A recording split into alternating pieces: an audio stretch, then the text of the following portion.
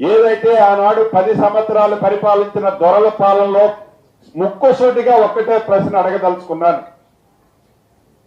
ఏదైతే ఈ సంఘటన జరిగిన తర్వాత ఫిబ్రవరి 24వ తారీఖు నాడు ఈ సంఘటన జరిగిన తర్వాత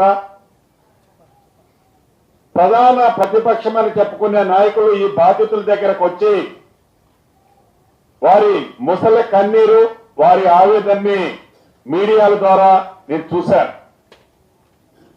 వారిని నేను అడగదలుచుకున్న ప్రశ్న ఒక్కటే. ఇందాక బాధితులు చెప్పారు, మీకు తెలుసు, సుమారు 2017-18 నుంచి ఈ బాధితులు అక్కడ నివసిస్తున్నారు.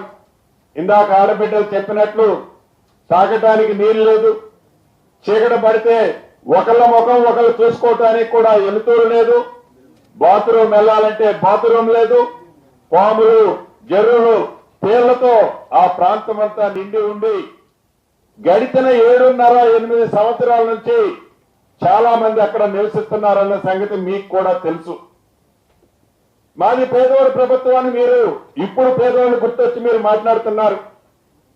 మీరు 2023 ఎన్నికలకు ముందు మొన్న నేను చెప్పినట్లు మొన్న నేను ఏవైతే ప్రాపర్ క్లిప్పింగ్లు చూపించానో చూపించిన విధంగా 2023 ఆగస్టు సెప్టెంబర్ నెలలో ఇదే కాలనీని మీరు కూలగొట్టడానికి ప్రయత్నించినప్పుడు అక్కడ ఇదే బాధితులు మిమ్మల్ని ప్రతిఘటించినప్పుడు మీరు తోక ముడుచుకొని వెనక్కి పోయారు.